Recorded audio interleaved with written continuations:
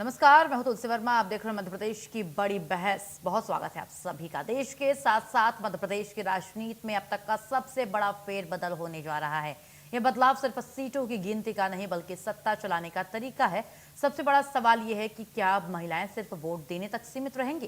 दरअसल केंद्र की मोदी सरकार ने संसद में संविधान का 131वां संशोधन पेश कर दिया है।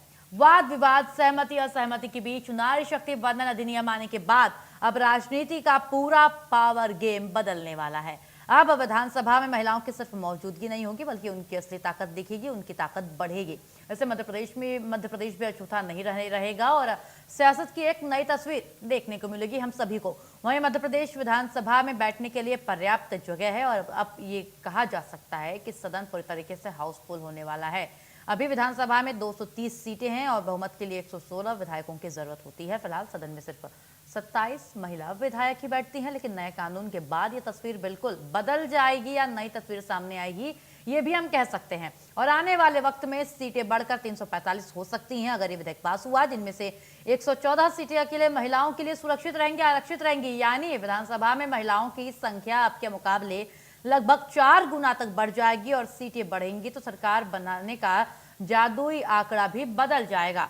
अब तक जो सरकार 116 विधायकों के साथ बन जाती थी, उसे बनाने के लिए 174 विधायकों की जरूरत पड़ेगी, वो चाहिए होंगे। और सिर्फ इतना ही नहीं, सिर्फ जब विधायक ज्यादा होंगे तो मंत्रिमंडल भी बड़ा होगा। अभी तक सरकार में ज्यादा से ज्यादा 34 मंत्री हो सकते थे, लेकिन नए नियमों के बाद मंत्रियों की यह संख्या बढ़कर 52 तक पहुंच सकती है। यानी अब प्रदेश में मंत्रियों की एक बड़ी फौज कामकाज संभालती नजर आएगी।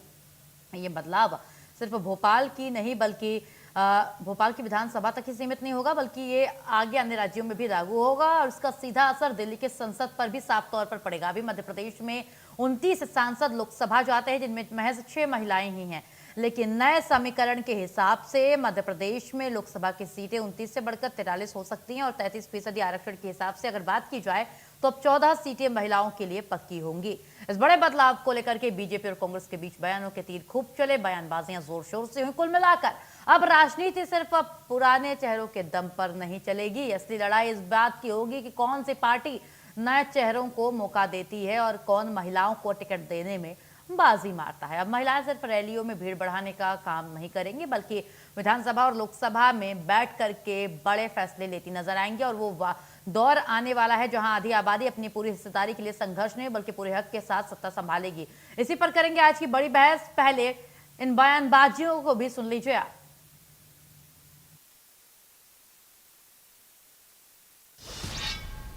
16, 17, 18 अप्रैल एक नई इतिहास की स्थायी तारीख बनने जा रही है, जब अपने देश की आधी आबादी को लेकर के यशस्वी प्रधानमंत्री श्रीमान नरेंद्र मोदी जी के नेतृत्व में महिला नारी सशक्तिकरण बिल पास होने जा रहा है। मुझे इस बात का गर्व भी है, आनंद भी है। यशस्वी प्रधानमंत्री ने बहनों के जीवन को, उनके जीवन में सशक्तिकरण को लेकर ऐसे कई काम किए। 40 साल पहले 3 तलाक के काले कानून को, जो जिस सुप्रीम कोर्ट के निर्णय को हमारी संसद ने बदला था, उस गलती को सुधारने का भी श्रेय माननीय प्रधानमंत्री जी को है। दुनिया का सबसे बड़ा लोकतंत्र भारत है। हमारी बहनों को एक तरह से 33% का आरक्षण देना ये समय चीन है, आज के लिए आवश्यक है। बीजेपी का इवेंट मैनेजमेंट है। एक बार फिर महिला आरक्षण का बिल 2023 में पास हो चुका है और इसमें सबसे पहले होती है जनगणना, जनगणना के बाद परिसीमन और परिसीमन के बाद आरक्षण। और 2023 में ये बिल संसद से पास हो चुका है। ये वेस्ट बंगाल के चुनाव और तमिलनाडु के चुनाव में महिला वोटों को आकर्षण करने के लिए कर लिया। इस बार हैंगा वोट थे, 360 वोट चाहिए पास करने के लिए, और ये केवल उस चुनाव को मद्देनजर कर रहे हैं। भाई आपको अगर आरक्षण करना है तो आप 1 साल के अंदर जनगणना कराइए। ये 2026 चल रहा है, 27 तक इसको पूरा कराइए। 6 महीने के अंदर आरक्षण कर दीजिए, लागू कर दीजिए महिला आरक्षण। 28, 29 दोनों में। लेकिन इनको केवल इवेंट मैनेजमेंट करना है। इनकी हालत खस्ता है वेस्ट बंगाल में, और वहाँ उसके लिए ये इन्होंने संसद बुलाई है।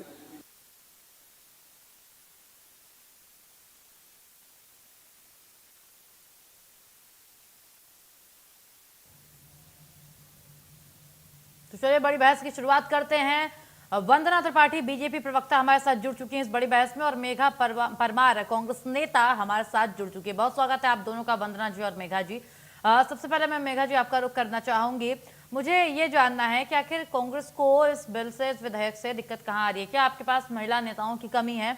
क्या आपको इस बात से दिक्कत है कि आगे आने वाले समय में अगर इतना आरक्षण मिल जाएगा तो इतनी भारी संख्या में महिलाओं को आप लाएंगे कहां से? क्योंकि आपके वर्तमान समय में भी आपके पास महिलाओं की कमी दिख रही है, आपके पार्टी में भी साफ तौर पर अगर बात की जाए तो बीजेपी के मुकाबले भी अगर आप देखें तो। मेघा जी,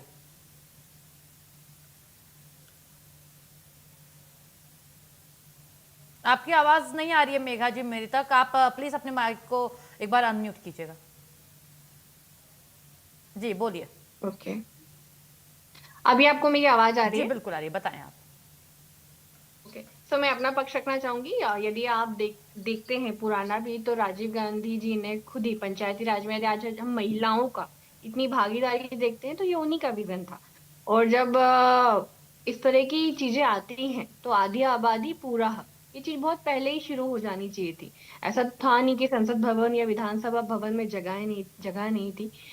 तो मुझे तो बहुत खुशी है, और मैं ये मानती हूँ कि किसी भी पार्टी से, चाहे वो बीजेपी से हो, कांग्रेस से हो, आपसे हो, महिलाओं का राजनीति में आना, भागीदारी होना सबसे बड़ी बात है। क्योंकि जैसे मैं पर्वतारोही हूँ, तो मैंने ये देखा है कि पहाड़ों पर जब हम क्लाइंबिंग करते हैं तो मासिक धर्म 5 दिन की जगह 2 महीने आते हैं। यदि कोई महिला क्लाइंबर होती है तो वही ये समझती है। तो यदि पूरी जगह महिलाएं होंगी तो वो अपनी चीजों को ज्यादा समझेंगी। और मुझे नहीं लगता कि कांग्रेस ने इसमें नेगेटिव ये कहा कि इवेंट ना बनाए, ये चीज हो सकती है।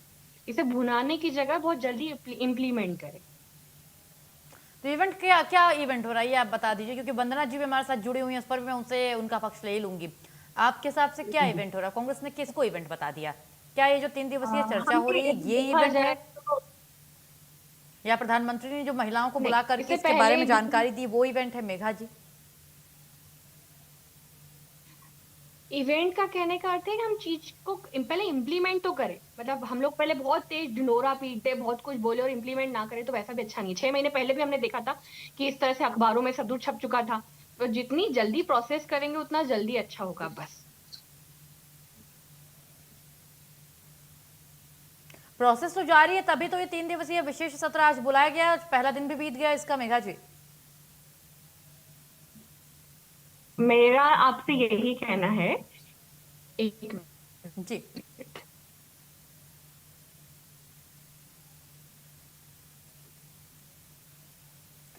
ठीक है वंदना जी, मैं आपके पास आना चाहूंगी। सवाल यही है मेरा कि लगातार विपक्ष की ओर से टाइमिंग पर सवाल उठाए जा रहे हैं, बिल की टाइमिंग पर सवाल उठ रहे हैं कि आखिर क्यों जहां एक और कई राज्यों में विधानसभा चुनाव हो रहे हैं उस बीच आप यहां पर महिला नारी शक्ति वंदन अधिनियम ला के पास कर रहे हैं, और कहीं ना कहीं आगे जो चुनाव आने वाला है 29 का, उसको देख करके भी ये इसकी टाइमिंग पर सवाल उठा रहा है विपक्ष की। लगातार इसको भुनाने के लिए टाइमिंग का फायदा उठा रही है बीजेपी। वंदना जी। जी नमस्कार, जी आपको नमस्कार। मेघा जी को भी नमस्कार। देखिए, सबसे बड़ी बात तो एक कहावत है कि नेक काम में देरी कैसी। तो अच्छे काम के लिए कभी भी हमें देरी नहीं करनी चाहिए। अच्छे काम की शुरुआत जब हो जाए, जब आए, देर आए दुरुस्त आए, जब भी हो वो काम। लेकिन उसकी शुरुआत हो चुकी है। आज ऐतिहासिक जो नारी शक्ति वंदन अधिनियम बिल है उस पर चर्चा हुई। माननीय प्रधानमंत्री मोदी जी ने भी संबोधित किया, सारे नेताओं ने अपना पक्ष रखा, हर पार्टी के नेता ने अपना पक्ष रखा। ये सिर्फ एक बिल मात्र नहीं है, या ये सिर्फ एक चर्चा मात्र नहीं है, ये एक युग परिवर्तन का आगाज है, उसकी शुरुआत है। देखिए, आधी आबादी को पूरा हक दिलाने की जो बात की जा रही है संसद और विधानसभा में, वो इसलिए की जा रही है क्योंकि हम चाहते हैं कि हमारी जो बहनें हैं, पंचायती राज में तो कई राज्यों में 50% से ज्यादा हमारी बहनें हैं, लेकिन विधानसभा और संसद में जब हम देखते हैं तो बहनों की आबादी जो है वो पुरुषों की अपेक्षा काफी कम है। तो हम ये चाहते हैं कि हमारी जो बहनें हैं वो भी नेतृत्वकर्ता बने, नीति निर्माता बने, शोधकर्ता बने, और देश के कल्याण में, देश के विकास में जितने भी निर्णय लिए जाएं उसका हिस्सा बने, उनकी पूरी भागीदारी हो। और इसीलिए इस प्रकार का बिल, जो ये पहले भी इस पर चर्चा हुई, पूर्व प्रधानमंत्री अटल बिहारी वाजपेयी जी के जमाने में 4 बार इस पर चर्चा हुई, राजीव गांधी जी के जमाने में, पर किन्हीं कारणों से ये बिल अगर पास नहीं हो पाया उस समय, तो आज अगर यशस्वी प्रधानमंत्री मोदी जी इस बिल को पास कराकर और उस चीज पर काम कर रहे हैं, परिसीमन, जनगणना, हर एक बिंदु पर कार्य किया जा रहा है, तो मुझे लगता है कि एक नारी होने के नाते मैं उनका साधुवाद करती हूँ, धन्यवाद करती हूँ। क्योंकि जब महिलाएं नेतृत्वकर्ता बनेंगी तो कहीं ना कहीं वो चीजें देखकर जो घर में बैठी हुई महिला है उसका भी गौरव बढ़ेगा, उसका आत्मविश्वास बढ़ेगा, वो घर से बाहर निकलेगी। और ये जो एक कल्चर है वेस्टर्न कंट्रीज में कि men and women are same, तो वो कल्चर हमारे यहाँ भी डेवलप होगा। हमारे यहाँ भी पुरुष और महिला को बराबर माना जाता है, पर कुछ जगहों पर महिलाओं की भागीदारी कम है। उसी को सुनिश्चित करने के लिए माननीय प्रधानमंत्री मोदी जी ये बिल लेकर आए। दूसरी चीज ये कि हम चाहते हैं कि हमारी जो बहनें हैं वो बढ़ चढ़कर चुनाव में हिस्सा लें, चुनाव लड़ें, आगे बढ़ें, देश का, राष्ट्र का जो विकास है, देश का जो निर्माण है, उसका हिस्सा बने। इसीलिए इस बिल पर आज चर्चा प्रारंभ हुई। और रही बात, जब कांग्रेस पार्टी इल्जाम लगाती है कि चुनाव के दौरान क्यों, तो देखिए, हम अगर मध्य प्रदेश की बात करें तो मध्य प्रदेश में 3 साल पहले चुनाव हो चुके हैं, तो हर साल किसी ना किसी राज्य में चुनाव होते हैं। तो ये कोई जो इस बात को उस बात से जोड़ने का कोई मतलब नहीं है कि अभी बंगाल में चुनाव है तो अभी क्यों चर्चा प्रारंभ की। ये अलग काम है, चुनाव अलग प्रक्रिया है, चुनाव एक निरंतर चलने वाली प्रक्रिया है। और ये जो बिल है ये एक ऐतिहासिक बिल है। कल को जब आप और हम एक युग के बाद या 10 साल बाद, 20 साल बाद बात करेंगे तो हमें भी प्रसन्नता होगी कि जब इस ऐतिहासिक बिल पर चर्चा हुई, इसकी शुरुआत हुई, और जब ये ऐतिहासिक बिल आया तो हम सब उसके साक्षी थे। महिलाओं को जब हम संसद में देखेंगे और जिस प्रकार से नई संसद बनी है उसमें 1/3 हिस्सा महिलाओं के लिए रिजर्व किया गया है, जब वहां पर हम महिलाओं को बैठे देखेंगे तो आपका भी गौरव बढ़ेगा, मेघा जी को भी खुशी होगी, हर एक नारी को खुशी होगी जब नारी देश के सदन में उसकी आवाज गूंजेगी, उसकी खनकार गूंजेगी। और मुझे लगता है कि ये एक ऐसा बिल है जिसके लिए माननीय प्रधानमंत्री मोदी जी ने पत्र भी लिखा था और आह्वान भी किया था। बिल्कुल, पत्र लिख के बुलाया भी था और कहने की उसकी राय मांगी थी। वंदना जी, एक सवाल है मेरे मन में आ रहा है, क्योंकि आप दोनों से मैं सवाल पूछना चाहूंगी। वंदना जी, सबसे पहले मैं चाहूंगी इसका जवाब आप दीजिएगा। एक कांग्रेस थी जो इंदिरा गांधी के टाइम की थी और एक कांग्रेस आज की है। लगातार जब ये महिलाओं के लिए एक ये अधिनियम लाया जा रहा है जिससे महिलाओं की सदन में और विधानसभा में भी भूमिका बढ़ेगी, उनकी हिस्सेदारी बढ़ेगी, तो आपको लगता है कि जो इस पर विरोध हो रहा है कांग्रेस का, क्योंकि खुल करके वो सामने कांग्रेस आ नहीं रही है, उनको पता है कि अगर वो खुल करके सामने आएंगे तो कहीं ना कहीं वो इसका नेगेटिव इम्पैक्ट पड़ेगा आने वाले चुनाव में और उसको बीजेपी भुनाएगी बहुत अच्छे तरीके से, ठीक है। लेकिन कांग्रेस में क्या जो महिला नेतृत्व की और महिला नेताओं की कमी है, इसकी वजह से कांग्रेस कहीं ना कहीं थोड़ा पीछे हट रही है या फिर आनाकानी कर रही है इसको अपना समर्थन देने में? वंदना जी, क्योंकि खुल करके सपोर्ट किया नहीं है अभी तक कांग्रेस ने। जी, देखिए, पहली बात तो ये कि यशस्वी प्रधानमंत्री मोदी जी ने पत्र में बार बार ये बात कही कि इस बिल को लेकर या इस अधिनियम को लेकर हर पार्टी साथ में आए। विपक्षी दलों से आह्वान किया कि सब एकजुट होकर इसको आगे बढ़ाएं, क्योंकि ये देखिए, चुनाव जब लड़ने की बात आएगी तो नेतृत्वकर्ता सिर्फ भारतीय जनता पार्टी की नारी नहीं बनेगी, हर पार्टी की महिला को मौका मिलेगा चुनाव लड़ने का, हर पार्टी की महिला को प्रतिनिधित्व करने का मौका मिलेगा। और रही बात, आपने कहा कि कांग्रेस पार्टी में नेत्रियों की कमी है, बिल्कुल ये बात मैं भी मानती हूँ कि क्योंकि कांग्रेस पार्टी की जब मध्य प्रदेश की पिछली बार की सूची आई थी तो उसमें ये बात बिल्कुल प्रदर्शित हो गई थी कि कांग्रेस पार्टी में या तो महिला नेत्रियों की कमी है या फिर वो प्रतिनिधित्व महिला नेत्रियों को नहीं देना चाहते। तभी इनकी सूची में सिर्फ मात्र एक महिला नेत्री का सांसद का जब चुनाव हुआ था तो इनकी महिला नेत्रियों की सूची में सिर्फ एकमात्र महिला थी और वो भी एक नेता पत्नी थी। तो उससे ये बात तो बिल्कुल प्रदर्शित होती है कि कांग्रेस पार्टी या तो अपनी अच्छी जो नेत्रियां हैं, जो कर्मठ नेत्रियां हैं, उन्हें आगे नहीं बढ़ाना चाहती, या फिर नेत्रियों की कमी है। इसीलिए इस बिल का विरोध कर रही है, और तो कोई कारण मुझे समझ में नहीं आता। वरना इतने ऐतिहासिक और इतने अच्छे निर्णय का समर्थन कांग्रेस पार्टी को क्या हर विपक्षी दल को करना चाहिए, जी बिल्कुल। क्योंकि ये निर्णय अगर होगा तो इसका लाभ हर पार्टी की नेत्रियों को मिलेगा। ठीक है मेघा जी, आपका जवाब जानना चाहूंगी मैं। यहाँ पर आप जो कह रहे हैं विरोध, तो उन्होंने विरोध नहीं किया। सेम लाइन में दोहराऊंगी कि उन्होंने सिर्फ इतना कहा कि इवेंट बाजी ना करे, जितना हो सके जो महिलाओं का हक है। हम जैसे मैं हमारे घर पे हमसे कहे कि ये हक मैं तुमको दे रहा हूँ, कितना ऑकवर्ड लगेगा। जो मेरा खुद का हक है वो आप कैसे दे सकते हैं। बस उन्होंने इतना ही बात कही है। यहाँ जैसे मेरी बहन ने भी बात कही, मुझे लगता है दोनों ही पार्टी में जब हम महिला नेत्री के नामों की जिक्र करते हैं तो दोनों की लिस्ट लगभग लगभग सेम जैसी ही दिखती है। महिला आरक्षण बिल अभी पास हो रहा है संसद भवन में, कई ऐसे लोग भी बैठे होंगे दोनों ही पक्ष से जिनको बड़ी प्रॉब्लम हो रही होगी कि हमारी जगह महिला नेतृत्व आ जाएगा। बहुत मुश्किल होता है जब मेघा जी, मैं एक बात आधी यहाँ साफ आबादी करना को चाहूंगी, जितना मैंने समझा मुझे नहीं लगता कि किसी की जगह पे महिलाओं का आ रहा है। इसमें 33% एड ऑन हुआ है, यानी कि इससे सीटें बढ़ेंगी। ये जो वर्तमान की सीटें उसमें से ही 33% नहीं दिया जा रहा है, अलग से एड ऑन किया जा रहा है। सीटों की संख्या को बढ़ाया जा रहा है, लोकसभा के लिए भी और विधानसभा के लिए भी। तो मुझे नहीं लगता कि किसी की देखिए जगह मेघा वाली जी बात का आप कहना, कह रही हैं वो सही है यहाँ पे। जिस तरह से हाँ हम लोग परिवारवाद कहते हैं, नेपोटिज्म कहते हैं, वैसे ही जब पंचायती राज में राजीव गांधी जी की सोच थी, दोनों पक्ष साथ आए और इतनी बड़े विजन के साथ पंचायत में महिलाएं आए।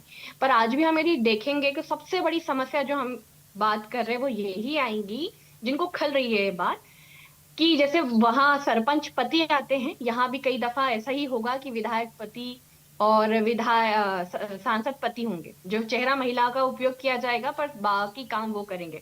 दोनों ही पक्ष से ये निवेदन है कि जो खुद के डिसीजन ले सके ऐसी महिलाओं को आगे लेकर आए और जितना जल्दी हो सके उनको अवसर दे। जी बिल्कुल, आपका निवेदन सही है। मेरा सवाल ये है कि कांग्रेस में क्या आप बोल रही हैं कि दोनों पार्टियों की छवि सेम है, लेकिन मुझे नहीं लगता। अगर हम धरातल पर देखें तो जो एक और कांग्रेस की जो महिला नेत्रियां हैं वो सशक्त रूप से सामने आती हैं, लेकिन आपके यहाँ ऐसा कुछ दिखता नहीं है फिलहाल की अगर बात की जाए तो। जहां बीजेपी एक और कई महिलाओं को बागडोर थमाए नजर आती है, चाहे वो मैथिली ठाकुर की बात हो, चाहे फिर स्मृति ईरानी हो, या फिर दिल्ली में सीएम रेखा की बात हो, लेकिन अभी कांग्रेस की तरफ से मुझे ऐसा कुछ नजर नहीं आ रहा है। मध्य प्रदेश की आप विधानसभा की पिछली लिस्ट देखेंगे तो चाहे सागर जिले से हमने कई सारी महिला साथियों को टिकट दी हुई हो, या एक बिहार यूपी एक बहुत बड़ा उदाहरण था जब पूरे के पूरे एक इलेक्शन में पूरी महिलाओं को बागडोर दे दी गई थी।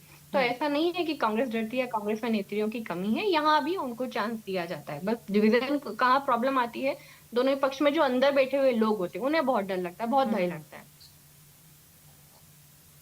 जी बिल्कुल। एक सवाल ये भी है मेरा आप दोनों से, क्या ये जो पूरा मुद्दा है कि नैरेटिव वॉर बनता जा रहा है क्या, वंदना जी?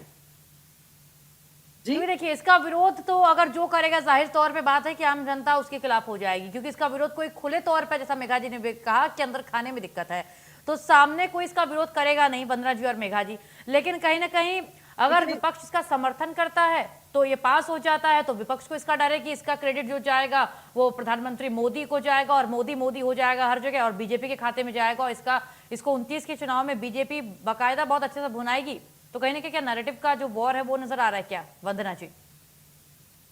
देखिए नैरेटिव वॉर नहीं है ये बिल, आज से इस पर चर्चा नहीं हो रही है। जब कांग्रेस पार्टी की सरकार थी तब भी चर्चा हुई थी, भाजपा की सरकार थी तब भी चर्चा हुई थी, और अगर कोई निमित्त बन रहा है उसके लिए, माननीय प्रधानमंत्री मोदी जी अगर निमित्त बन रहे हैं महिलाओं के कल्याण के लिए और उनके माध्यम से अगर ये बिल पास हो जाता है, तो मुझे नहीं लगता कि इसमें कोई नैरेटिव वाली बात है। ये बिल कोई पहली बार तो सदन में पेश हुआ नहीं है या उस पर चर्चा नहीं हुई है, ये कोई नैरेटिव वाली। और इस एक बात में मैं अपनी साथी मेघा जी का समर्थन करती हूँ कि बिल्कुल उनका कहना एकदम सही है कि कई पुरुष ऐसे हैं, मैं सबको नहीं कहूंगी, कई पुरुष ऐसे हैं जो नहीं चाहते कि महिलाएं नेतृत्वकर्ता बने, लेकिन उसके बावजूद अगर माननीय प्रधानमंत्री मोदी जी की मंशा या जो सदन में बैठे लोगों की मंशा है कि महिलाओं को नेतृत्व मिले, महिलाएं आगे बढ़ें, और अगर उस मंशा के साथ वो पुरुष वर्ग खास करके इस बिल को आगे बढ़ाता है, तो हर एक पुरुष, चाहे वो किसी भी राजनीतिक दल का हो, वो साधुवाद का पात्र है, वो प्रशंसा का पात्र है, क्योंकि इस युग परिवर्तन वाले बिल का वो हिस्सा बनेगा और इस ऐतिहासिक निर्णय का वो हिस्सा बनेगा, चाहे वो किसी भी दल का हो। जी बिल्कुल। तो कहीं कहीं आप लोगों ने अंदर खाने की बात भी कही वंदना जी और मेघा जी, लेकिन इस बीच सवाल मेरा ये है वंदना जी आपसे कि क्या आपको लगता है कि सरकार इसको इसी सत्र में पास करा देगी? क्योंकि बिल्कुल 3 दिवसीय प्रयास यही विशेष है, और सत्र भी आप इसीलिए लोगों इस ने पर आयोजित किया है, विपक्ष को बुलाया भी है। जी बिल्कुल प्रयास यही है, विशेष सत्र भी इसीलिए आयोजित किया गया है। डिजिटल जनगणना की भी बात हो रही है, और बिल्कुल हम कोशिश करेंगे और पूरी तरह से कोशिश करेंगे कि जल्द से जल्द ये बिल पास हो, इस पर कार्य हो। और हम चाहते हैं कि 2029 में हमारे संसद में जो 1/3 हिस्सा है वहां पे हमारी नारी शक्ति की गूंज सुनाई दे। जी बिल्कुल। एक सवाल उसका जवाब मैं लेना चाहूंगी, उसके बाद फिर हम खत्म करेंगे अपनी इस बड़ी बहस को। सबसे पहले मेघा जी आप, जो ये नारी शक्ति वंदन अधिनियम है, ये पास हो जाता है, इसी विशेष सत्र में लागू हो जाता है विधानसभा में, देश की सभी विधानसभाओं में और लोकसभा में भी, तो इसका असर मध्य प्रदेश में कैसा रहेगा मेघा जी? मध्य प्रदेश में भी महिला नेतृत्व की कमी नहीं है। हम पहले भी हमारे मध्य प्रदेश में देख चुके हैं कि हमारी यहाँ महिला मुख्यमंत्री भी रही है, बहुत बड़ी बात है। तो यदि इस तरह के बिल लागू होंगे, महिलाएं, मैं तो कहती हूँ कि किसी भी पार्टी से हो, महिला नेतृत्व संसद या विधानसभा भवन में पहुंचता है तो वो पॉलिसी बनाने में इस तरह से काम करता है, जैसे 2 गांव में सरपंच है, एक पुरुष सरपंच है एक गांव का, एक गांव में पति सरपंच है, जिसके यहाँ महिला सरपंच है वह पति चलाता है। पर यदि पूछा जाता है कि गांव में हेडपंप लगाना है, तो जो पुरुष सरपंच होगा वो बोलेगा अरे चौराहे पे लगा दो, सब पानी भर लेंगे। वहीं एक ऐसी महिला है जिसका पति डिसीजन ले रहा है, पर वो महिला राय रखेगी कि चौराहे पे हेडपंप मत लगाइए, ऐसी जगह लगाइए जहां आड़े छिपड़े वाली जगह हो। क्योंकि महिला उस समय भले वो कहीं भी होगी, पर अपने अपने आप को सेंसिटिव रूप से देखिए, क्या देखेगी, चौराहे पे हेडपंप होगा, पानी कौन भरता है, महिलाएं भरती है, चौराहे पे बैठता कौन है, पुरुष बैठता है। तो जाने अनजाने जब भी हम इस तरह के डिसीजन में महिलाओं को लेकर आएंगे, वो अपने आप को उस महिला की जगह पे रख के देखेंगी, पॉलिसीज बनेंगी। हमारे यहाँ मासिक धर्म हो गया, गर्भावस्था का पूरा समय हो गया, महिलाओं के कितने सारे कठिन जीवन। इस समय गर्मी में हम बात करें, महिलाएं कहाँ हैं गाँव की, तो मैं कहूंगी इस समय महिलाएं कुप्पे लेके पानी भरने के लिए दौड़ रही होंगी, आधी रात को सो नहीं रही होंगी। इस समय महिलाएं कहाँ होंगी, फसल के लिए फसल झाड़ रही होंगी। बच्चियां कहाँ होंगी, अपनी सुरक्षा के लिए परेशान होंगी। ये सारी चीजें हम कहते हैं कि हाँ पुरुष नेतृत्व है, जी और बिल्कुल जब ठीक है। महिला नेतृत्व होती है तो जी बिल्कुल ठीक है। वंदना जी आप, मध्य प्रदेश पे कितना असर देखने को मिलेगा? जी बिल्कुल देखिए, हमारे मध्य प्रदेश में तो वैसे भी महिलाओं को 35% का आरक्षण समस्त विभागों में हमारे माननीय मुख्यमंत्री जी ने देकर रखा हुआ है, और वन विभाग को उससे अलग रखा है ताकि हमारी नारी शक्ति को जंगल में ना जाना पड़े। तो हमारा मध्य प्रदेश तो वैसे भी लाडली बहना योजना जैसी योजना चलाई, जिसके कारण आज महिलाओं को एक स्वावलंबी बनाने की कोशिश की जा रही है, उनके छोटे मोटे खर्चों के लिए वो दूसरों पर निर्भर ना रहे। इस प्रकार की हमने विभिन्न प्रकार की लाडली लक्ष्मी योजना और विभिन्न प्रकार की योजनाएं चलाई कि हमारे जो मध्य प्रदेश की बेटी है वो आगे बढ़े। तो मध्य प्रदेश तो वैसे भी बेटियों को आगे बढ़ाने वाला राज्य है, और मध्य प्रदेश में हमेशा नारी को आगे किया गया है। तो इस बिल का असर तो मुझे लगता है कि हमारे राज्य में तो इसका बहुत अच्छा असर देखने को मिलेगा। हमारे राज्य में तो वैसे भी नेतृत्वकर्ता नारी रही है। बिल्कुल हमारे बिल्कुल यहाँ आपने देखा, ठीक है। वंदना जी और मंत्री मेघा जी, भी रह बहुत चुकी। शुक्रिया आप दोनों का इस सार्थक चर्चा के लिए, बड़ी बहस में अपना पक्ष रखने के लिए बहुत शुक्रिया आप दोनों का समय देने के लिए। तो फिलहाल उम्मीद ये है कि इस विशेष 3 दिवसीय सत्र में ये नारी शक्ति वंदन अधिनियम पास हो जाए, कानून बन जाए और महिलाओं को संवैधानिक रूप से उनका अधिकार मिल जाए, ना सिर्फ विधानसभा में बल्कि लोकसभा में भी। और इससे आने वाले